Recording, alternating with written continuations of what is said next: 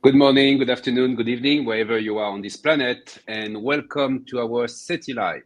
My name is Franck Marchis. I'm a senior astronomer at the SETI Institute and Chief Science Officer at Unistellar.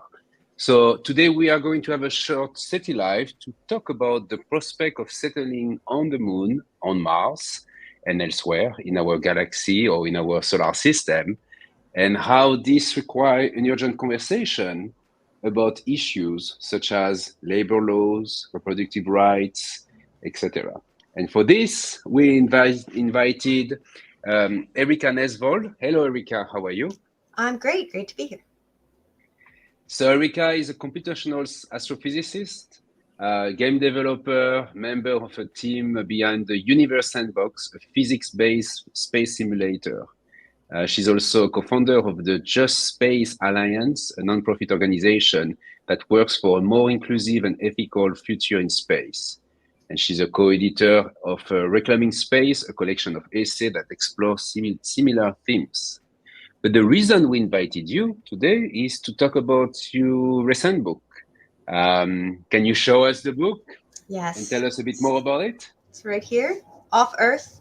The full title is Off Earth Ethical Questions and Quandaries for Living in Outer Space. And it's essentially a book version and an expansion and update on a podcast that I made back in 2017, 2018 called Making New Worlds, which is all about asking not just what are the ethics of settling space, but what are all the ethical challenges and human rights challenges that we might run into as we try to expand civilization beyond Earth. Okay. So I remind our viewers that can tell us where they're watching us from. And we are going to dig in more details on the content of this book. But before, I really have a very general question. Why do you think we should have this conversation about ethics in space exploration at the moment? So this is certainly a key time to be having this conversation because there are so many serious plans being put into place about wanting to expand things like not just human exploration of space, but also industry. There's a very rapidly growing space industry that will be putting certainly more technology and potentially more humans living and working in space. And there's also a very vocal group of people who thinks that we should be settling space, building permanent, self-sustaining human communities in space. And that's been a conversation that's been happening for decades and maybe centuries now. But this time period we're in is really interesting because of the growth of the space economy at the same time and the sort of renewed interest in human space exploration by governments as well. And so it feels like we're right in the early days, on the early edge or precipice of this work.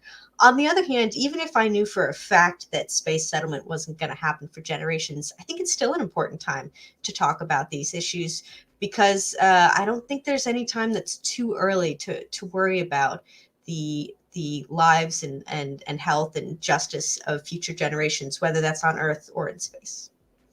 Okay. So apparently we're not the only one interested in this topic. We have people watching us from Calgary, Alberta, Wisconsin, Oroville, California, Mexico City, Wales, Colorado, Denmark, Bangladesh, Manchester, UK, Columbus, Ohio, Sweden, Athens, New Zealand, and more, Minnesota, a lot of different states in the United States, but also countries in Europe. Welcome. We are talking about the ethics of space settling or space colonization. And we're going to go through that in more details later on. So we are going to settle in space, maybe create bases on the moon or stations and hotels in orbit around Earth, and maybe eventually one day go to Mars, right? Inside those stations, we will have human beings, with their flaws and their pros and cons of having humans. What is the fear that what is we think you think the problems that we will carry with us when we go to space? Let's assume like tomorrow we settle a moon base and we bring like 200 people on this moon base. What will be the problems, the issues that will come out? Well, if the question is which problems will we bring with us from Earth, I would say potentially all of them. Certainly, a lot of people like to think of or describe space as a blank slate where we can create these new communities from scratch, these new societies from scratch. We can experiment with different ways of living with each other and build utopias and do better than we have in the past. But space is only a blank slate until humans get there, because as you mentioned, we'll be bringing all of our baggage with us, all of our prejudices, all of our really firm ideas about the way we think we should all live together, which certainly we won't all agree with each other about that. And so we're likely to bring all of the kinds of structural harms that we have here on Earth into space with us if we're not careful. And in particular, I think we're at a lot of risk for reproducing a lot of historical harms that we have the opportunity to learn from and not repeat if we're careful. So some examples Hmm. of that would be labor rights abuses. Plenty of examples of labor rights exploitation and abuses in history and in even happening today here on Earth. And space is really fertile ground for that kind of thing because it's full of potentially really valuable resources. So people might be very motivated, highly motivated to cut corners, to save money in order to make as much profit as possible. But at the same time, it's really a physically dangerous environment. So the working conditions might be extremely risky for the people who are living and working there. And it's a very isolated environment, which means that the workers working in space, say at a space mining outpost, won't have a lot of freedom to do things like quit and go home, or Hmm. quit and make a living on Mars, for example. You can't just go live off the land on Mars. And so you're very vulnerable to whoever controls the transportation. Maybe that's your employer. You're very vulnerable to whoever controls your life support. A lot of people have noted that it could be dangerous just to go on strike or to protest in a space habitat that one government or one employer controls. And so we could end up repeating a lot of things that we've seen happen historically, like company towns, where the town controls everything, the cost of food and also the wages, and prevents strikes in that way, or the kinds of labor rights abuses we see in the fishing industry today. I write about this in the book, that in Thailand's fishing industry, they'll take migrant fishermen out onto boats, take their passports away, and just not bring them back, which you can Hmm. imagine happening in space where the workers don't exactly have their own rocket ships to get back to Earth. Yes, so we can bring the worst of humanity in space if we're not careful, and if we don't start thinking ahead about labor laws and others, uh, not issue, but also laws. Like in a section of your book, you talk about the reproductive rights. Can you tell us a bit more about that? Because I think it's an interesting point that I did not think about that until I saw that in your book. Well, most people thinking about issues in a space settlement don't think quite that far ahead, which is understandable because human reproduction in space is a long ways away compared to some of these other technologies that are being discussed today.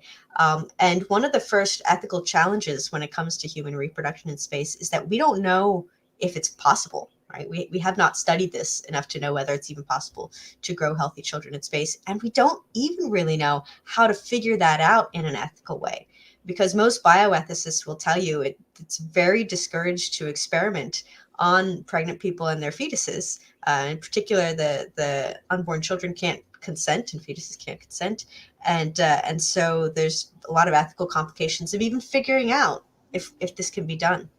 And beyond that, if we do figure it out, which might just happen without any official testing at all, it might just happen naturally. And if it is possible to have children in space, and we start trying to set up self-sustaining settlements in space that can reproduce and replace their own population, then you get into a lot of questions about how to control the size of your population, which might be a concern in a community where you have a lot of scarcity, which we can imagine in a Hmm. space settlement. There'd be a lot of very scarce resources, but also scarce labor. And so you wouldn't want to get your population to get too big, and you wouldn't want it to get too small. And if we look again on Earth historically, the ways that various governments have tried to keep their populations from getting too big or too small have led to a lot of really horrific human rights abuses. And so, again, if we're not careful, we could end up repeating a lot of the mistakes from our past. Yeah, the first thing that came in my mind was in the Pacific Islands, for instance. The population was controlled historically in the past. I'm not talking about now, but in the 1600 typically, population was controlled in numbers by the head of the tribe or the clan, whatever. They have different type of government at the time. And if the population was increasing too much, they were selecting the youngest to go out in the wild, which was in this case the Pacific Ocean, to find a new place to live. And probably 100,000 of them die, and a few of them reach other islands. And that's the way the Pacific basically get more and more people across the Pacific. That's the way we have this settling of new human over time. It took thousands of years. So in space, we will have the same issue of small and close environment. So this is something that we have to think ahead, of course, as you mentioned. So there is a huge debate right now in the community, in the space exploration community. Several people call the new frontier the space colonization. And you talk about space settling. I do that too. So maybe we can talk a bit about that. Why do we choose the word settling instead of colonization? I've tried to be really deliberate from the time I was making the podcast, Making New Worlds, all the way through writing this book. I try to deliberately use the term settlement instead of colonization. And the main reason is as a reminder to myself, not to police other people's language, but really to remind myself every time I go to say the word colonization, I say, no, I don't want to do colonization. We want to do settlement. And that's mainly because of the history of colonization on Earth, which has been extremely harmful in so many ways to both people, indigenous people, certainly number one, and environments. The general mindset of colonization, that you have all of these resources just ready to be taken by whoever gets there first, has led to a lot of environmental damage and exploitation here on Earth, and could very easily lead to the same in space. And it's also harmful even to people involved in colonization. So I've heard people say, well, the history of colonization, we don't have to worry about that kind of damage in space because there's no indigenous people to harm. And even if, since I'm talking with SETI, even if we can establish that there's no indigenous life whatsoever to harm, it still matters to think about the mindset that we're using. Because colonization has brought with it a lot of things like labor rights abuses and kind of hierarchical power systems that lead to a lot of inequalities, because it's generally driven by some form of greed, the greed for land, for power, for resources. And so all of this is wrapped up in this word colonization, and a lot of the other narrative and rhetoric that we often see when we're talking about space colonization, the frontier.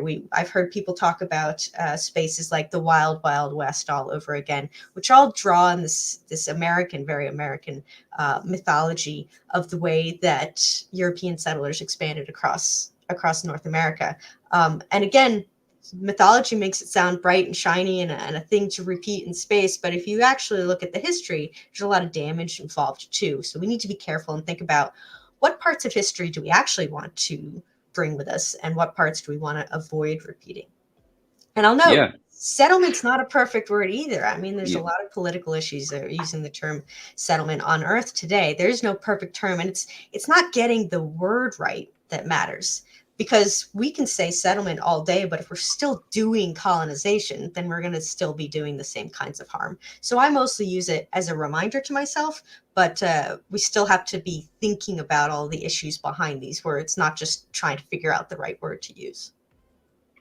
Yeah, I'm from an island called Réunion Island, where we had no inhabitants. The first inhabitant was basically Portuguese and then French. So it's not been colonized in a way that, because we had people living there, indigenous people, but in the history of the island, you have seen the same pattern that we have seen in colonized countries, slavery, etc. It did happen, even though there was no inhabitants. They just brought those people from the other part of the world to enslave them. So you're right. It's not because we have whether or not we have ingenious people that make the colonization happening. It will happen no matter what if you're not careful. We have people joining us from Rio de Janeiro, from Guatemala, closest to here from Pasadena, from Turkey, from Ireland, Sligo. I don't know where is that. I will look on the map. And yeah, thank you very much for joining us. We're talking about a new book by Erika Nesvold called Off Earth, where she discusses basically the future, the prospect of settling on the moon and elsewhere in the solar system. Another point, I mean, it's going to happen. We know that we are going to go to the moon. We're going to settle base on the moon somehow, hotels in orbit around Earth, etc. I'm very convinced myself, maybe I'm too optimistic, that it's going to happen in the next 20 years. So how people now on Earth can be involved in the way we are going to do this? What kind of recommendation you will give to someone young who wants to basically be part of this big adventure of space exploration and settling in space for humanity? Yeah, so this is the whole last chapter of my book is what do we do about all these questions? I ask all these questions. I don't necessarily provide answers, but by the end of the book, you probably are pretty concerned about at least some of these issues. So the question is what to do about it. And I think, for one thing, I'll say that it's perfectly possible, and I see myself in this as well, to be excited about the prospects of humans living in space while also being concerned about how to do this in a just and ethical way. It's not an either or, you have to pick a side sort of situation. And I think what's important is that as people are doing the work towards whatever direction they want to push humanity in, whether that's having humans live in space, or if you're a person who thinks that we're not ready as a species to live in space. I've certainly met plenty of people with that opinion. There's a few things that I would recommend if you want to make sure you're incorporating these ideas. One is to make sure that you're talking to people who aren't just STEM experts, science and technology and engineering experts, like myself. Social scientists are so valuable for these kinds of conversations because they have the training to think about these problems in a way that scientists don't. Scientists are trained to think about different kinds of problems. They have so much historical background, and already in the 20 minutes we've been talking, we've mentioned a bunch of historical references. So having a grounding in history is really key. And that includes people like historians, of course, and colonial historians. I've talked to a number of them, but also sociologists and anthropologists who know a lot about the way that human groups interact with each other and live together, and lawyers, philosophers, and ethicists, certainly. And I would say also activists, people who work in various social justice areas here on Earth. Even if their work is unrelated to space, they have so much to say, not just about pointing out problems here on Earth that might be problems in space, but also they have solutions that they're trying to suggest, that they're trying to advocate for. And those solutions might be the key to a better life for everyone in space as well. And the last point that I always recommend, if people are working in organizations that are working towards space today, whether that's the space industry or agencies like NASA, or even just students studying in academia, I recommend that people look around at the organizations they're in today and ask whether that organization is prioritizing the values that you would want to see in a space settlement.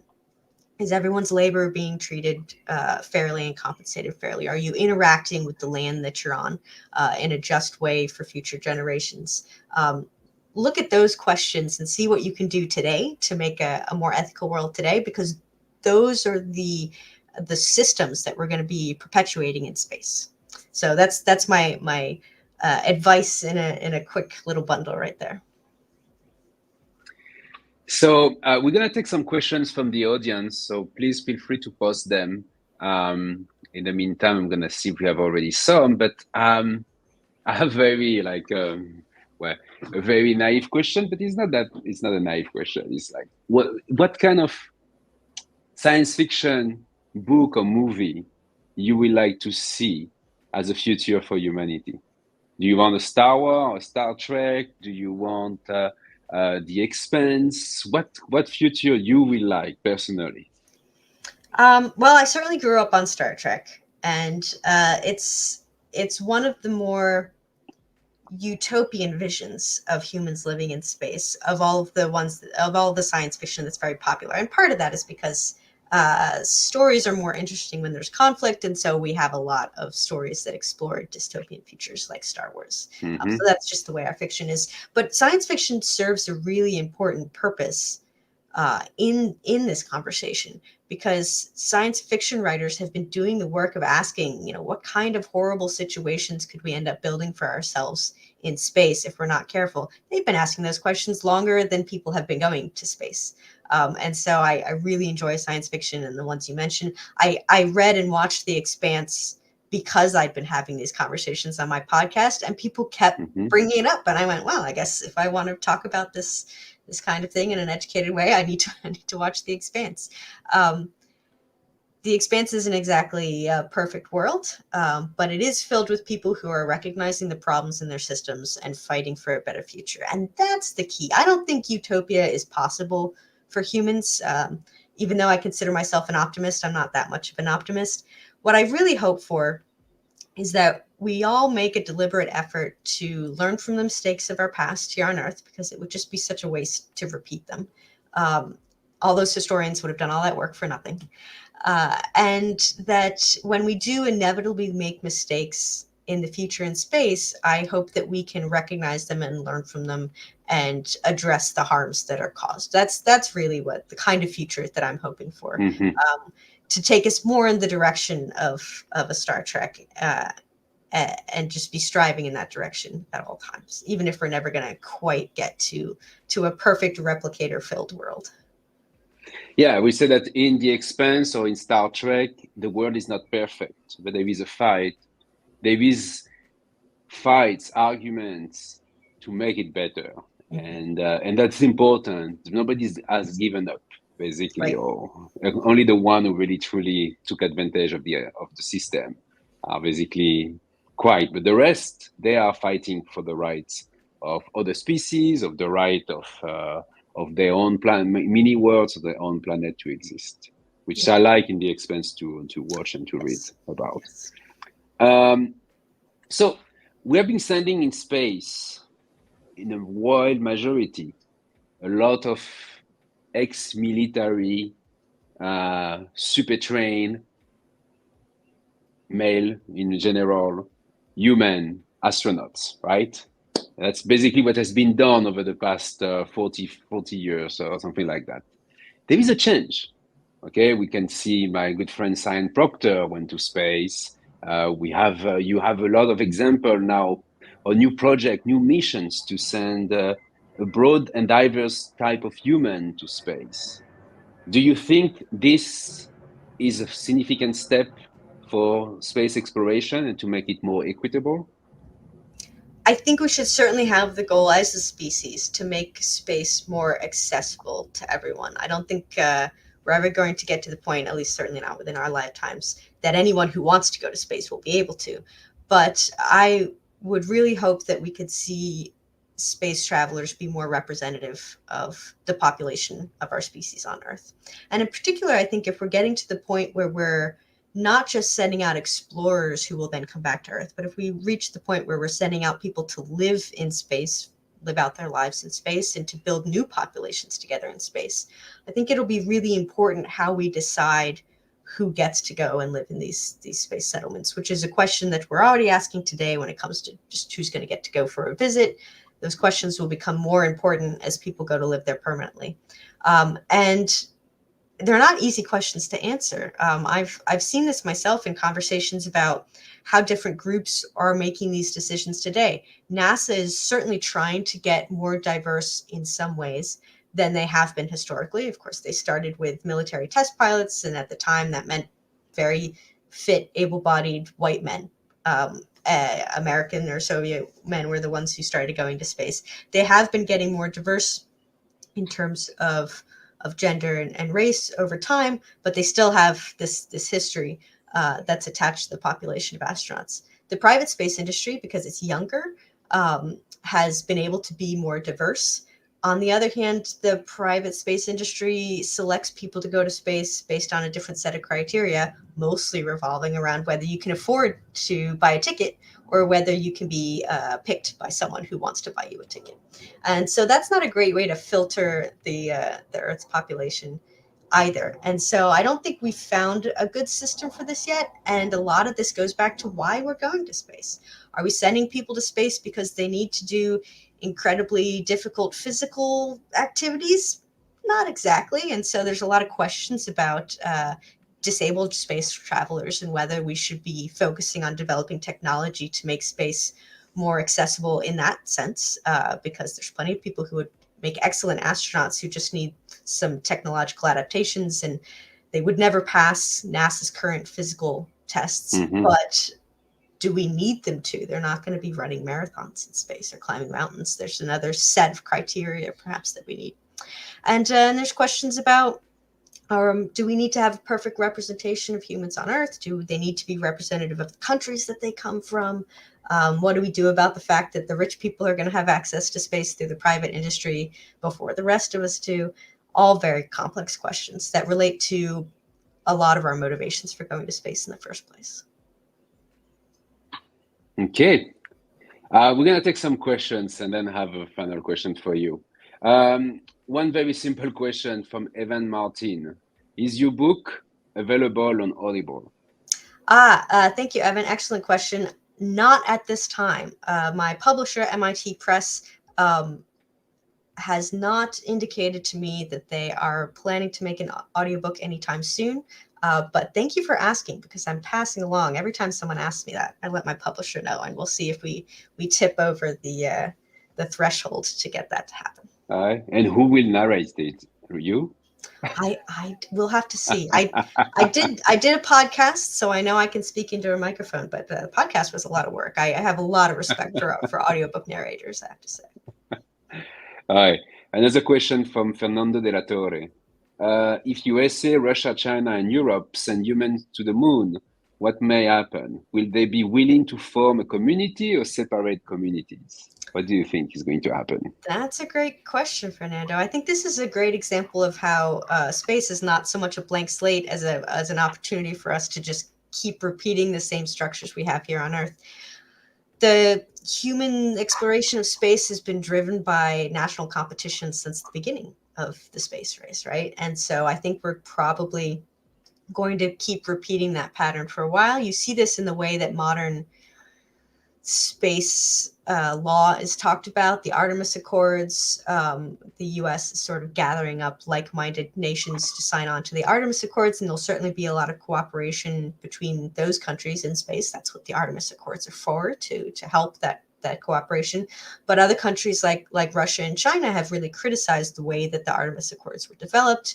And even if they have some of the same goals for space, there's still a lot of international competition and disagreements about some fundamental values that I think will lead to us approaching space differently. And so the big question we're all waiting to see is whether that will lead to us just all going to our different patches on the moon and staying away from each other for a while and doing our own thing, or is this eventually going to lead to the sort of competition we've seen on Earth that has then led to violence and war? I don't think anybody wants that in space. The big outer space treaty of 1967, that's the international treaty everyone follows for space, was written to try to prevent that, but we'll have to wait and see.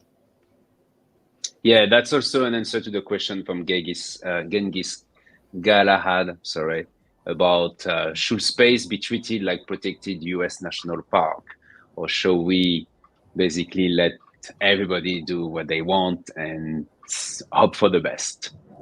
That's a debate that's going on right now between the space lawyers that I know, certainly, and between industry and regulators. The Outer Space Treaty has a lot of indications about how we should treat space, but it's very vague on other points. And so, for example, protected U.S. national parks, I have seen people suggest that we create protected areas on the moon or Mars. But the question is who would designate that and who would agree to that. It wouldn't just be the US. The moon doesn't belong to the US. So the idea of whether space belongs to everyone, and so we should all decide together what's to be done with it, or whether it belongs to no one, this is still up for debate. So we'll see how people interpret the Outer Space Treaty as we move forward. Okay. An interesting question. I don't know the response. I don't know if you know the response from Zabfon. Have we reproduced any mammals in space yet? We have done some experiments in that direction. We have not fully start to finish reproduced any mammals in space. I'm not sure we've start to finish reproduced any organisms in space. They've done various things like fertilized mouse embryos in space and then brought them back to Earth and implanted them and see how the mice developed. And they've done things with, I think, sea anemones and various insects and things like that. But all those experiments have returned very mixed results. It's not very obvious either way whether this is going to be not a problem at all for humans or whether it's going to be impossible. We're just not sure yet. And so I think that probably if we move towards experimenting with reproduction in space, we'll have to do this with mammals at some point. But also someday, if we want to know the answer, we'll have to do it with humans, and that's where it gets tricky. Mm-hmm. And another question from Barbara Lambert. Will either of you want to live on either the moon or Mars? Why and why not? So you start and I will answer after. I would have said yes when I was younger, but I've gotten more fond of this planet the more I've learned about other planets and the more I've seen of this planet. And all of my favorite people are here. So I would love to visit space. But I don't think I personally, at this point in my life, would choose to move there permanently. What about you, Franck? I think I will be okay to live on the moon. It's pretty close. If I can see Earth from time to time and take a trip back and visit my friends and go back, I will be willing to live on the moon in a station there, searching for water. And if I can bring my dog, that will be even easier. So that's my answer. That's a good answer. What else? My last question, because I know you have a lot of things to do today. So what's the next step for you? What's your next project? Well, right now, aside from talking about the book, I'm putting a lot of my energy into the JustSpace Alliance, as you mentioned at the beginning, which is a nonprofit I co-founded with another astronomer named Lucian Wakowicz, which advocates for a more inclusive and equitable future in space. And we have a few different projects that we're working on. I'm working on putting a virtual conference together. And I just love having conversations like this and reaching out to people working in all these different fields and seeing what they can tell us about what the future will look like in space for humans living there. All right. So I'm probably going to see you in conferences. Are you going to the ISC or those kind of conferences? I will be speaking at the International Space Development Conference in Texas. Okay. And I'll also there's an interstellar research symposium in Montreal at McGill University in July that I'll be at as well, that I'm very, very much looking forward to. Okay. Well, thank you very much, Erika, for your time, for joining us, for calling us. Where are you located? You're not on the moon, right? No, I just have a wonderful background on the wall behind me. I'm in Maryland right now. Okay, Maryland. It's almost as dry as the moon, right? Not during the summertime. Okay.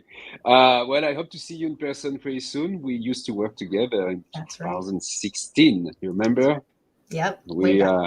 So you're welcome to come back to the SETI Institute to see the new facility we have here and eventually to come to give a talk. I think a lot of people here would like to hear your ideas and your thoughts on the future of humanity in space. I mean, that's an important topic that I think we have to, as you mentioned, have to start thinking about, because it's going to happen. It's going to happen very soon and very quickly. So thanks again. Thanks to all our viewers. We are the SETI Institute, a nonprofit organization located in Mountain View, California. If you like this program, and you would like to support it, you can just join us on our social media, Twitter, YouTube, Facebook, Twitch, etc., etc. And also, if you like this video, write a comment, tell us what you think about it, whether or not you like what we say. If you have any more questions, we're gonna read them. We take the time to answer to some of them, of course. Put a thumb up on this video so more people see it, more people learn about space exploration. And if you are willing to make a small donation to support this program, to pay for the trip of Erika when she comes to visit us at the SETI Institute, go to our website at seti.org/give now and make a small donation to the outreach programs of the SETI Institute.